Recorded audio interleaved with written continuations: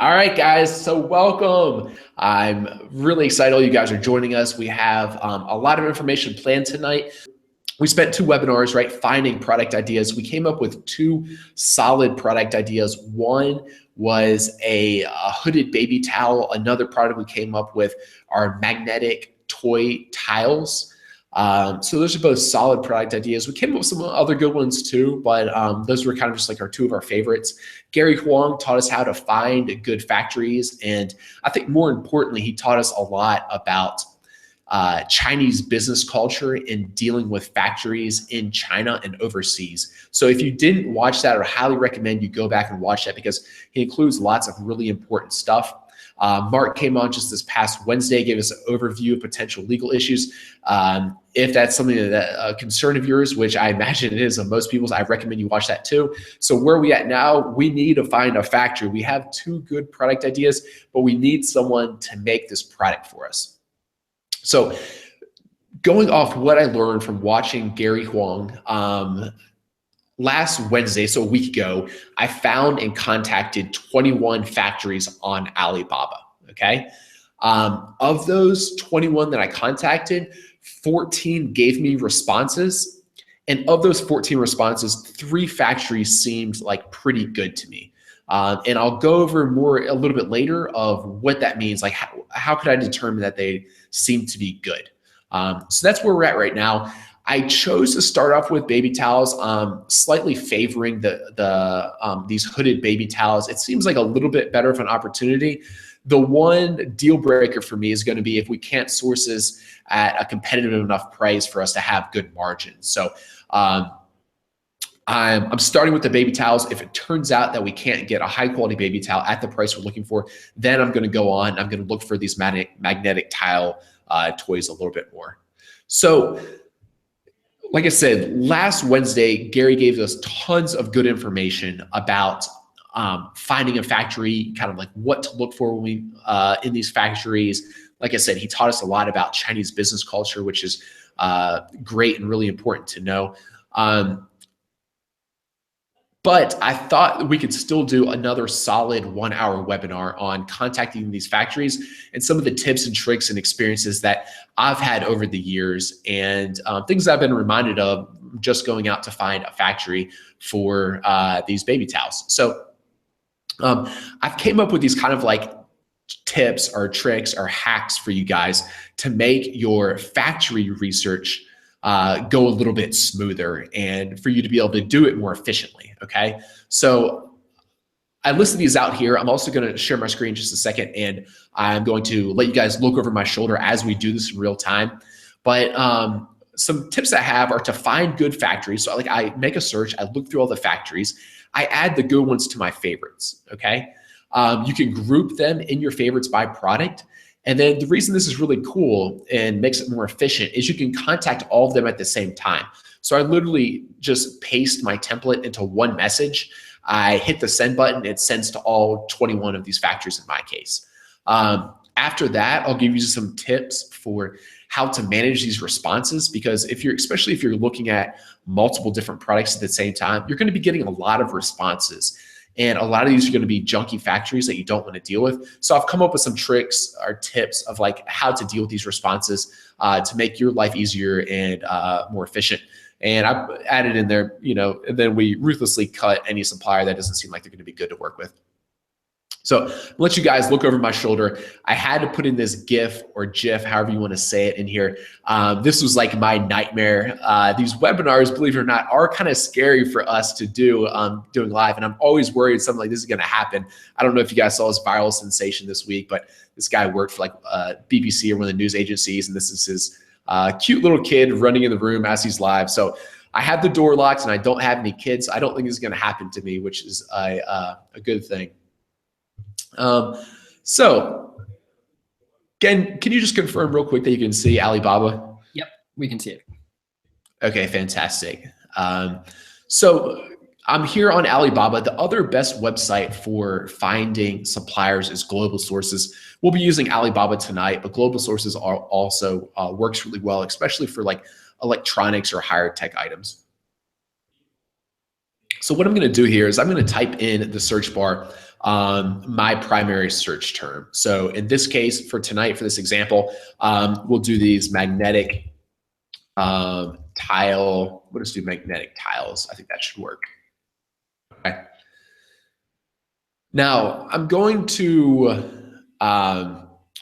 repeat a few of the things I think were most important that Gary said last week. Okay. So a few of these things that we're looking for when we're looking for a supplier is we want someone that is like appears to be like a pretty legitimate company. So one way to figure that out is how many years they're a gold supplier. You can even check this box right here to filter out anyone that's not a gold supplier. Just so you know, all it takes to be a gold supplier is just to pay Alibaba some money each year. But that being said, like an overnight scammer is not going to, he's not going to be paying Alibaba for the past 10 years to be a gold supplier. So it's like one good step. Some other things we're looking for is we want to try to make sure that they are the actual factory as opposed to a trading company. Okay. So a good way to do this is what Gary calls the common thread test. So we don't want to find someone who is making these magnetic tiles and headphones and lights and telephones. Those aren't like all a common thread. Let's click on this person real quick and I'll show you what I mean here. So let's see what else this particular company makes. Actually, some of it right here. So, like these all pass like these common thread tests, right? These are all like kids' toys, and they actually all appear to have magnets with the exception of this one. So just to reiterate, again, I said this last week, or Gary said this last week, but if you can imagine a factory in China, one factory isn't going to have all the machinery to make the water bottles and the headphones and magnetic tiles, right? That just doesn't make sense. You can probably with the same machinery make these different parts, right? These are all plastic, probably some kind of like injection mold or something. They all have magnets. So this passes like the common thread test for this particular company. So this is at least one step in the right direction. They still could be a trading company, but at least like we're off to a good start. And then later on, we're going to specifically ask them. So another good thing that I can do to look to see whether this appears to be a high quality company or not, I can look at their company profile here. So I just clicked on the tab company profile. You can look for some of the things like, if they've been verified by a third party for like the business type or their location. That's, again, a step in the right direction. It's also a step in the right direction if they're exporting their goods to countries that generally have higher quality standards. So that's normally like North America, a lot of Europe. Maybe you could probably throw Japan in the mix, even though they usually don't like single them out. But like the Middle East and Africa generally have lower quality standards, and a lot of Asia. So when you're trying to find a factory that if you plan on selling these goods like in the US on Amazon.com or some of the Amazon EU stores, it's nice to be working with a factory who is used to exporting goods to those regions because they're familiar with like the quality standards expected there. So yeah, that's a step in the right direction. So, I think I don't see any like red flags with this particular company. I think they're fine to go ahead and contact. So what I was talking about earlier about adding to favorites is I just click this little button. Okay. So add to my favorites, and now it's one of my favorites. All right. So I'm going to go back to my search here. I'm going to look at, let's see. I think these top two are like paid searches. All right. Yeah. Sponsored, sponsored, sponsored. We'll scroll down past the sponsored and see if I wanted to try to find factories that are both, this is the one we just had, that are both bad and good, so that you guys can see which ones I would kind of like rule out. So this one has only been a gold supplier for 1 year. That's, that doesn't mean like they're out of the question, but that's like a step in the wrong direction, right? That's kind of like a red flag against them. It does appear they kind of meet like the common thread test. It's like, okay, I definitely imagine the same machine makes all those. Let's see. Overall here, it doesn't seem like just like overall quite as strong of like a company profile. A few of these like are verified. I don't know the exact process Alibaba goes through to verify those, but I guess that's like a step in the right direction. They, I guess a large portion to South America, which, okay, North America is still 35%, so they're still fairly familiar with it. I wouldn't say this doesn't appear to be like a great factory, but I'll go ahead and add it to my favorites anyway.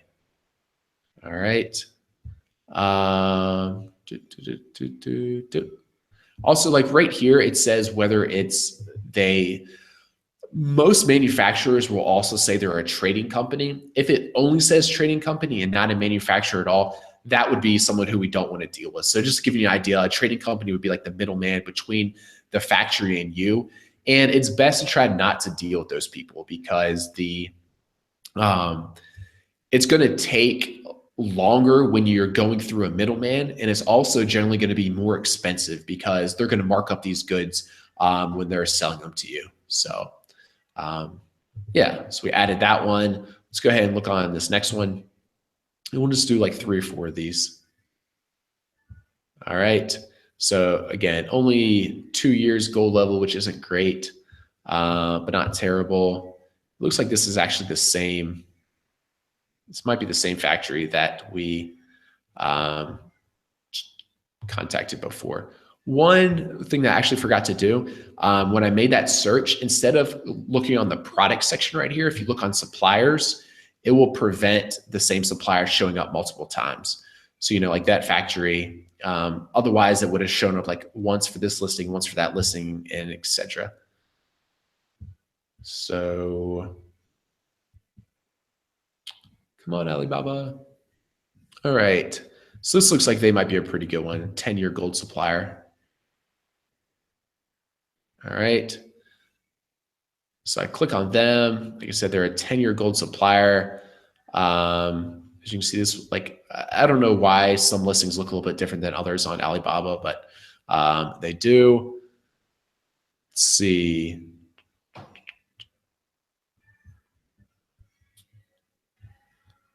I guess because it takes you straight to the company profile, but this one still looks a little bit different. As far as their products, it looks like all these, again, would be made by the same company, right? They're all like these plastic products that are magnetic and so forth. So I would have no hesitations with this particular company. I'm gonna go ahead and click on one of their products so that I can favor them as well.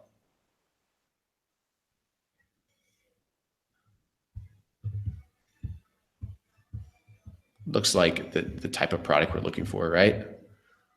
So that looks good.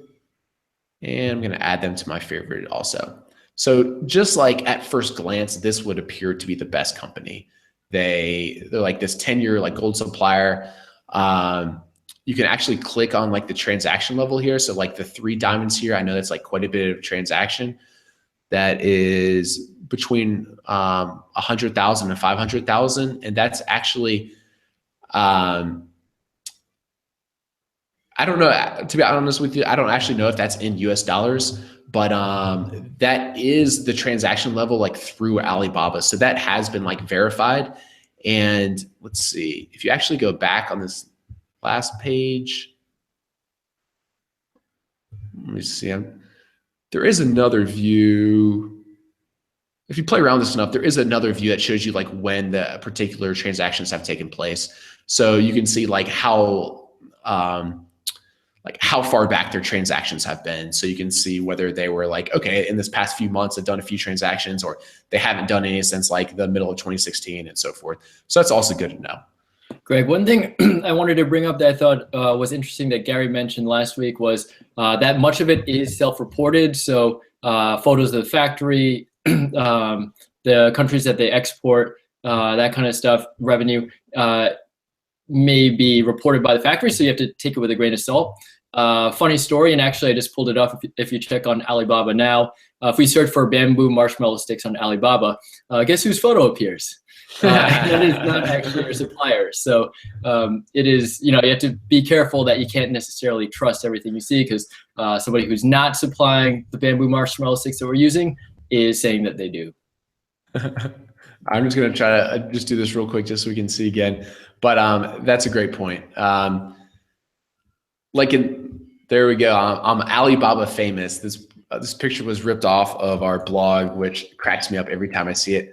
And like into this actually isn't our factory. And the funniest part is this factory like contacted me like a few weeks ago. I was going through the email, getting ready to do this case study, and they included this picture in the email, but they had no idea like that's me. So that was a pretty good laugh to see them email a picture of myself to me trying to sell it. Again, like those are our bamboo sticks, right? Like ripped off like from our blog. So yeah. So moral of the story there, like it's a lot of this is self-reported, take it all with a grain of salt. We saw the same thing. I don't know if I necessarily saw it with the magnetic towels, but if we do the hooded baby towels, there are some pictures, as you'd see, like these are ripped off of Amazon. I think this one, a few of them I recognize like straight from Amazon. I doubt they're actually this company's picture. I think they probably took that from like their website or whatever. So yeah, take all of that stuff with a grain of salt.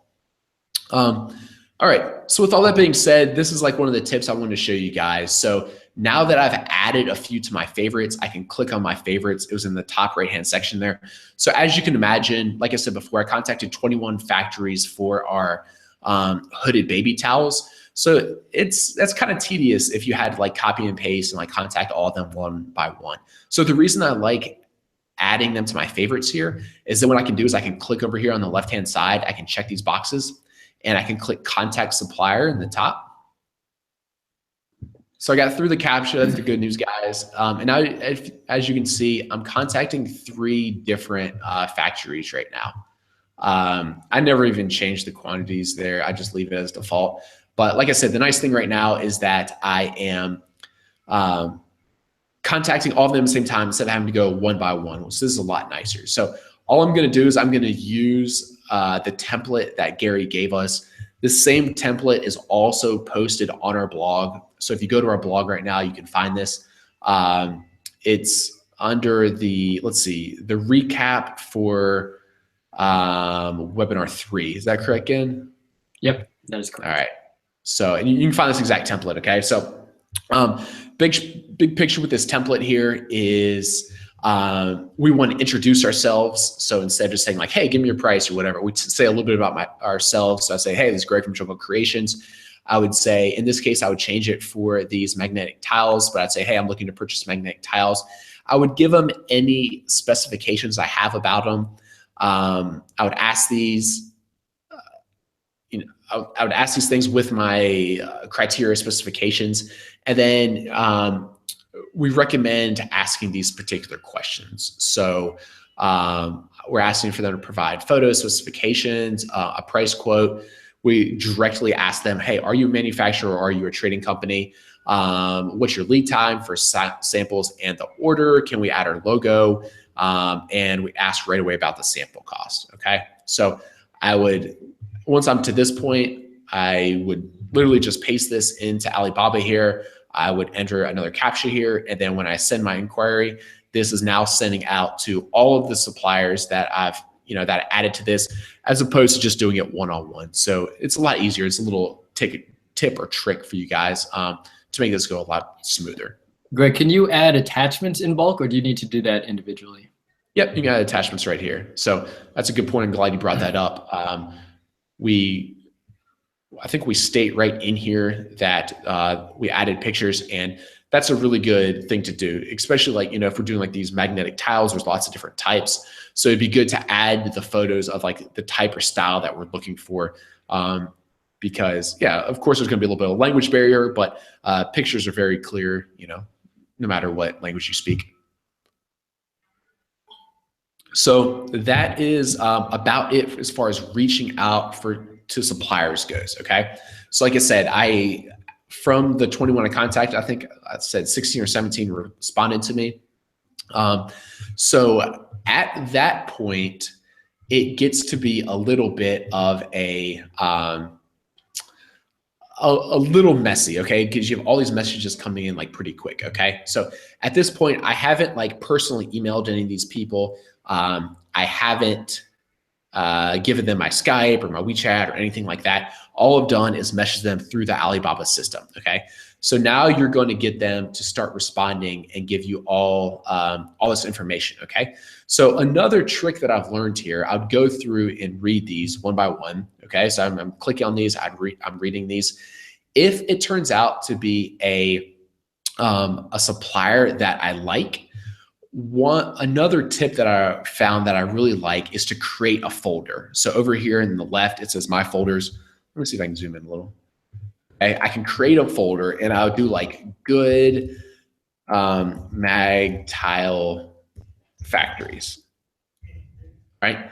And the reason for this is, you know, I contacted 20 or 30 or maybe 50 different factories. Most of them aren't going to be very good. And especially if you've like done this with multiple products, this like main view just gets really cluttered up really quickly. So, you know, if you're trying to source multiple products at the same time, imagine like there's always different factories contacting you in here.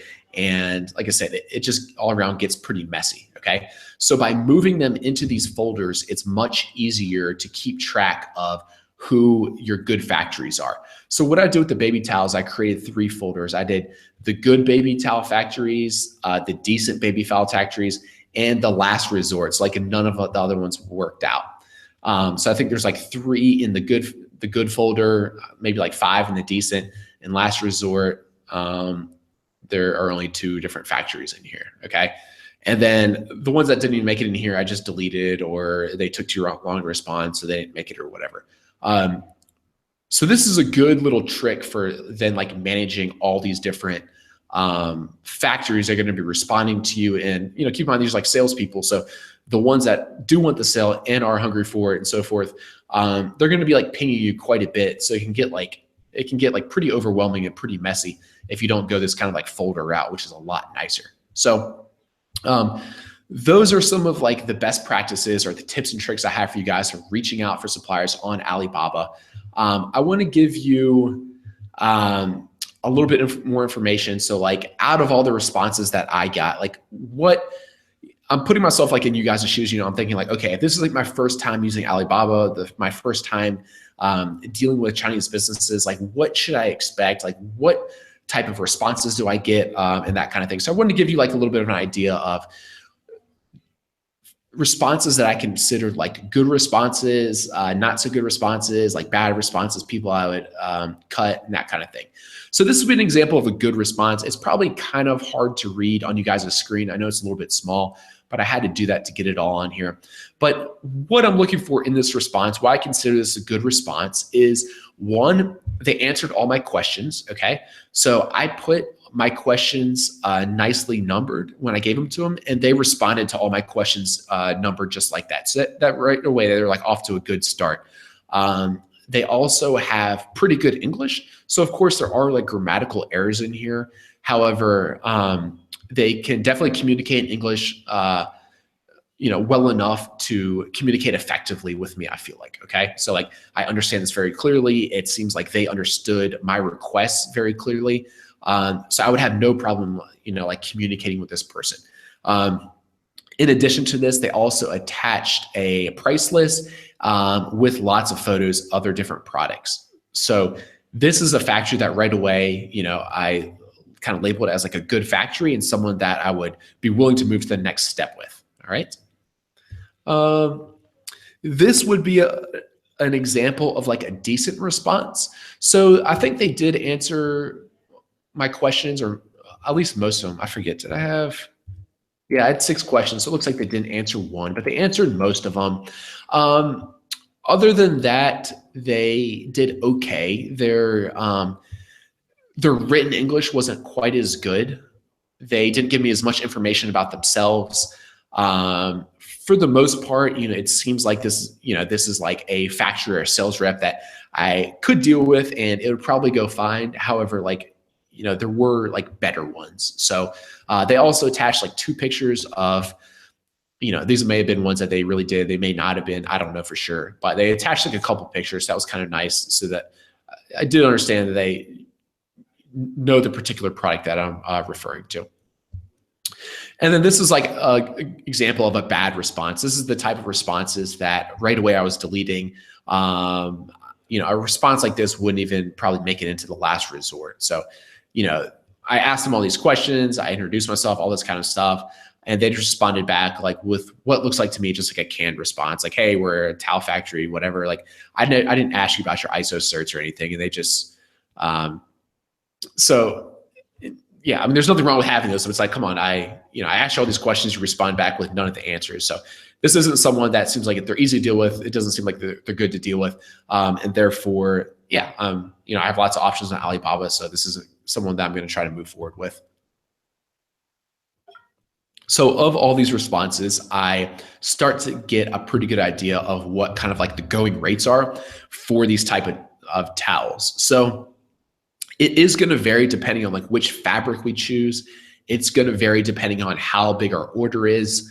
It's going to vary depending on like maybe even like which kind of like animals or which kind of styles we order, as well as our packaging. So there's a lot of variations.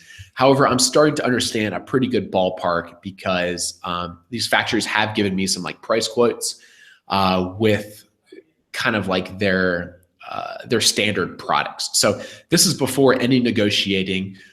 This is also before we've worked out all the details of my particular order, but I'm starting to get a pretty good range, understand a good range of what these are going to cost me to buy. So on the low end, it was like $2.70. The average, I didn't really average out all 20 companies or whatever, but it seemed to be about $4. And then I think the highest one I saw was $5.20. And I think that was a pretty high end one with like some nice packaging. And again, all these prices were before any negotiations. So real quick, before I even thought about this anymore, I wanted to find out like, okay, like does it seem like a product that the margins would be good enough to pursue this particular product further? So I did some napkin math here. Okay. I looked on Amazon and similar products of like high quality hooded baby towels. As of today, they were selling for about like between $18 and $24. Okay.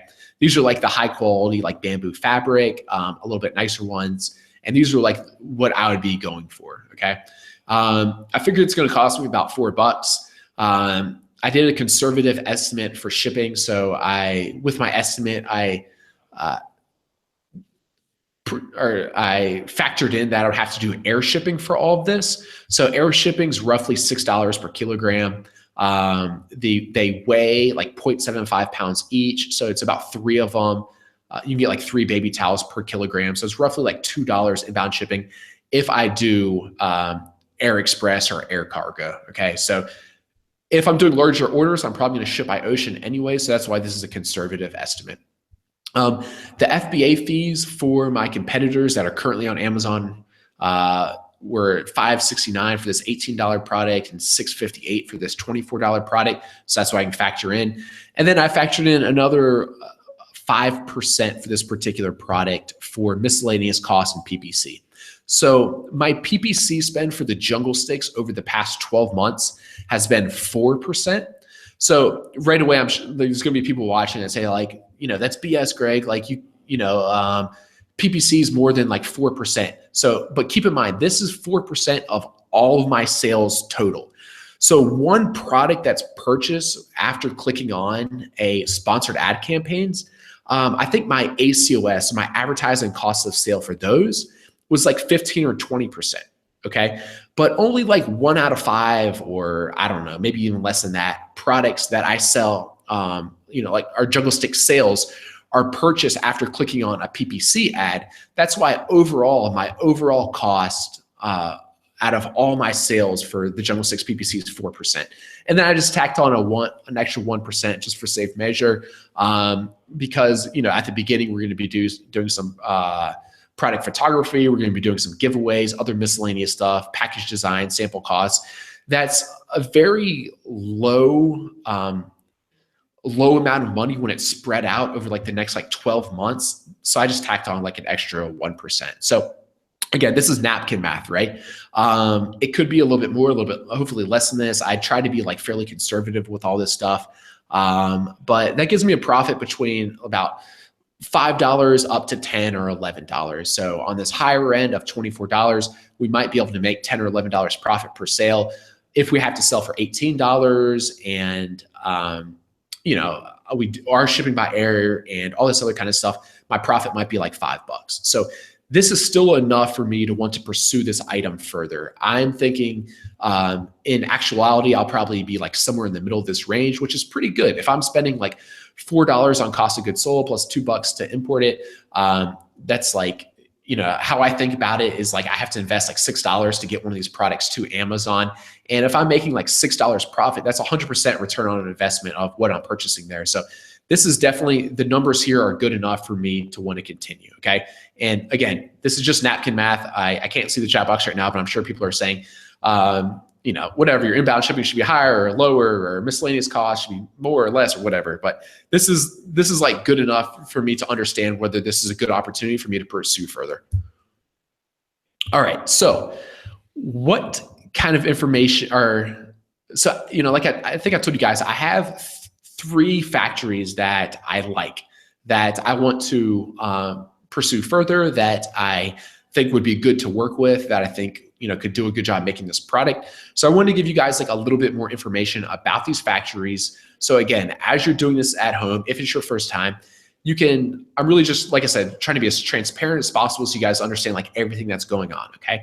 So I have paid 3 factories through PayPal to order a sample. So I think I paid one on, I paid 2 on Friday, and I think I paid 1 on Monday or Tuesday. So like the beginning of this week. So this factory, I paid $60 for a sample. So that includes the cost of the sample and like DHL shipping to get it to the States. This is like a fairly typical price. Like most samples, I'm usually paying anywhere on the lower end, like 30 or 35, on the higher end, maybe up to like 80 or 90. It just kind of depends on the product. I know people are always asking this, like, I never like negotiate the price on samples. Okay. This is just a price you pay, you just accept it. I don't know if you exactly start off on the right foot, like say, hey, like, I don't want to pay $60 for this sample. I don't want to pay $50. It's like, just pay the sample price and move on with your life. So I started my communications with this particular factory on Alibaba. I've moved to Skype. So I got the sales reps Skype ID, and I communicated with them there to work out like the finer details. We kind of like were going back and forth. I was like, okay, like which ones do you traditionally make? Which samples do you already have ready?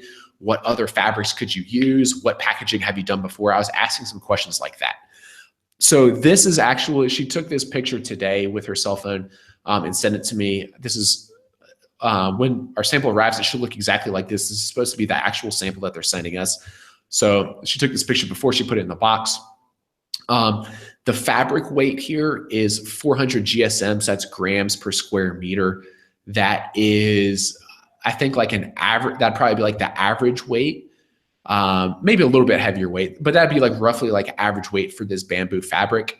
And she's also going to try to send like a swatch. So it's not like the full sample like this, but it's just like a little piece of fabric. I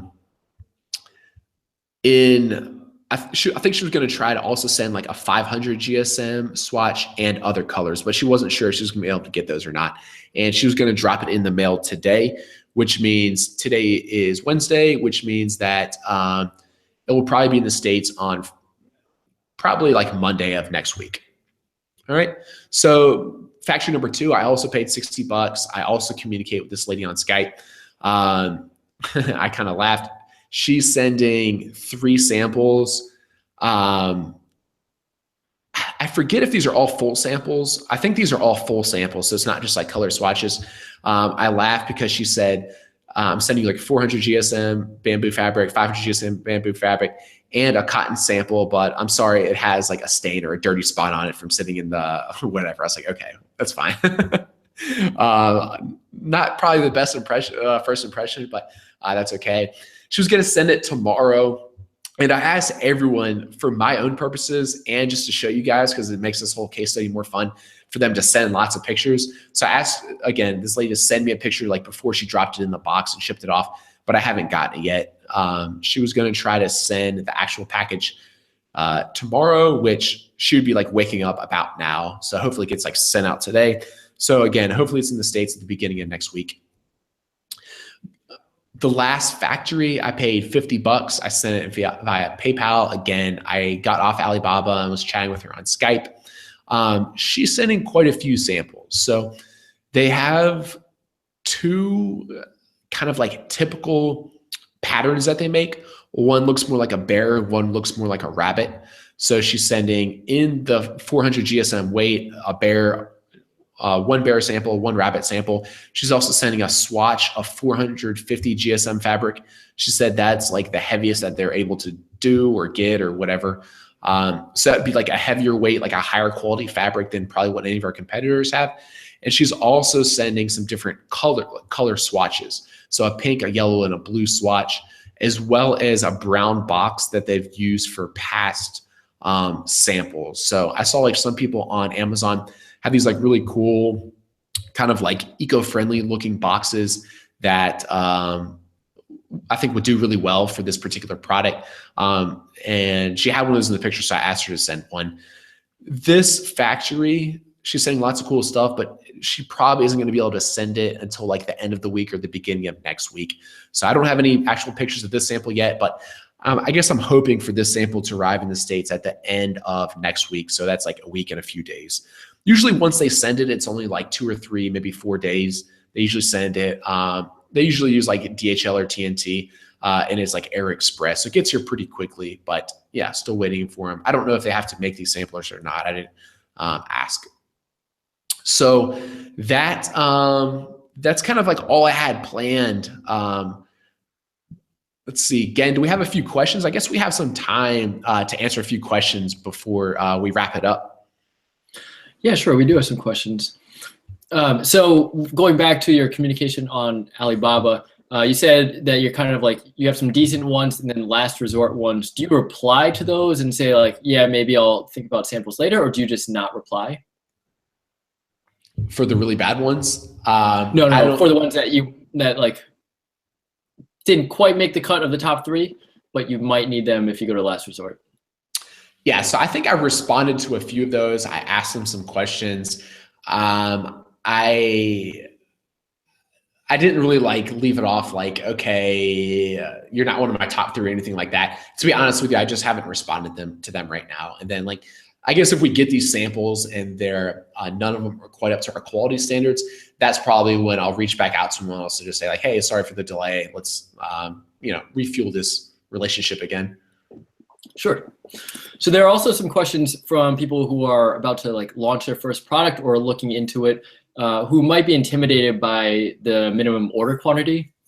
So can you talk about like what your plans are, like maybe one step down the road when you're ready to put the order in, and how people might address it themselves? Yeah, absolutely. So this is a kind of a tricky thing because this is going to depend on a lot of how much cash capital either you have to invest into your company or how much you're willing to invest because of your risk tolerance. Okay. So as far as like timeline and time frame goes, like 30 to 45 days is a pretty typical time frame to do a production run of any product in China. So if I like put down a deposit today for these baby towels or whatever else, they'll probably be ready in about 30 to 45 days, okay? So that's something to keep in mind. After that, if I ship by air, it's only like a week. If I ship by ocean, it's like a month. So if it's 30 days for the production run, 30 days for ocean shipment, now we're at 60 days. And then I like a little buffer of inventory. So where I'm going with this, why I'm telling you this, is because like I pretty much need like 3, if I don't want to run out of stock, I pretty much need like 3 months of inventory at any given time. So for this particular product, I plan on ordering 3 months worth of inventory. So we're going to do like a little bit of like inventory forecasting during a different webinar, but that's to estimate how much we think we're going to sell in the first 3 months. So the reason I say that is because, that would give us like 1 month to start selling. And then if everything's going to plan, everything's going to well, after 1 month, I need to place a reorder so that, it takes them 2 months to create the product and ship it to me so that it's there, before I run out. So that's the best way to determine how much your initial order quantity is going to be. But that is with the assumption that you have the capital, the cash to purchase an order like of that size. So I don't know exactly how many we're going to order. It's probably going to be 500 or maybe 1,000 to start.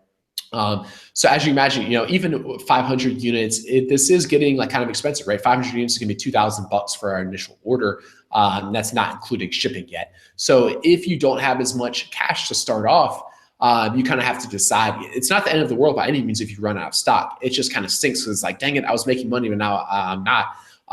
So each person is just going to have to like individually kind of look at that. What's your risk tolerance? How many units are you willing to purchase? Like if you do proper product research, you shouldn't have any problem like finding like a niche that you can sell, like a few hundred units per month. So I usually don't have any problems meeting MOQs that the factories put in because most of them are like 500 units or 300 units or so forth. It's more so just like how much cash most people have to invest to get this business started. Very cool. So somebody was also asking about the health issues and potential lead testing. So I know you kind of did some research before, and we spoke with Mark about patent and infringement. Can you talk about some of the research that you did to say, all right, like I feel confident that this is okay, and I'm going to ready to invest money in it? Yeah, so that I actually don't know yet. We'll have to do this in a different webinar. Which particular tests, if any, we would like to run on this particular product. So I do know, like, if you're selling like a toy that's marketed to children, I think below 12 or 13 years old, there does need to be like certain tests for those. I don't know if a towel that's meant for kids falls into that category or not. So yeah, I don't know that yet. The way I'm going to find it out is just some Google searching and some looking around. I'll definitely share the results with everyone else. But I guess if you're thinking about that with your own product, Google is a fantastic resource for that, to kind of like figure that kind of stuff out. Another actually really helpful resource for that is if you go to Facebook, we have a group called the Amazon FBA Competitive Edge. And actually, there's tons of people in there. There's like over 20,000 people in there. And I've noticed there's a lot of people that are very knowledgeable about that particular subject. So like I could drop in there later tonight, like, hey, does anyone know so I don't have to give my product away by any means. Like, hey, if I'm creating a product that its intended use is for children, but it's not a children's toy, do I need tests for that or not? So that'd be like a good question to ask. And then, like we said, of course, Google is a fantastic resource for that as well. So with all that testing though, a lot of just like bigger picture, a lot of times the factory already has their certifications or the tests that they need, and they're current and up to date and legitimate. If not, most of them are relatively inexpensive. Like the ones that I've done historically, most of them are like $50, like $100 or something in that range. And I usually only have to do them like once. So yeah, that, I don't know all the answers to it yet, but I'm not scared of that. Sure. So we'll be getting the samples soon, and then we can assess between the three suppliers. How can you kind of like stack the deck in your favor that the sample quality will be the same as the actual manufactured quality? Yeah, so it's a really good question. Long story short, there's no way to know for sure. Before we place our order with the factory, we are going to set some written, very clear guidelines. So we have like a little agreement that we'll share with you guys. We use it for our last case study for the marshmallow sticks. And in there, we're going to try to be as clear as possible about our quality standards. So if we do go with this hooded baby towel, we might say that like, hey, the thread lengths, there can't be like any thread hanging off like longer than like 1 centimeter, or it has to be this size, or the GSM fabric has to be this. The box has to be like this weight. So we're going to try to be as specific as possible. And then also just make sure they know that we're looking for the same quality that was in the sample. So that's about the best we can do. If we choose to do so, we can order a inspection of our product before we pay our balance on it. In the past, I normally don't do that for like kind of like lesser expensive orders like this, but yeah, we can decide if we want to do that. If we do decide to do that, it's usually like $150 more or less for like a half-day inspection, which was what it would take for like a smaller order like this. All right, so you mentioned also $6 per kilogram by air. Do you know off the top of your head what it might be, air cargo and sea by different speeds? So like not really. That's a good estimate to use for air shipping. Ocean freight's kind of like a whole different beast, because like to ship this order, like the cargo space for this particular order would probably be like $100 or something like ridiculous, because it's like it takes up a very small part of a container if we're only ordering like 500 or 1,000 units. However, with any ocean freight shipment, there's a lot of flat or like fixed costs. So these are going to be like terminal tax, like unloading, loading, custom duties, fees, this and that other thing. Like if you see the itemized list, there's like 10 different fees there. So I don't know for sure. In like a smaller order of only like 500 units, it would probably actually be cheaper to ship it air. Once, if we're ordering 1,000 or 2,000 or 3,000 units at a time, once it starts selling a lot better, that's when it's going to probably be cheaper to ship it ocean freight. Sure. And then also, we should mention that we will have a shipping expert in April come on to kind of like get into the nitty gritty of it. Yep. I will say, like, I'm sure people in the chat box have lots of different questions about all this kind of stuff.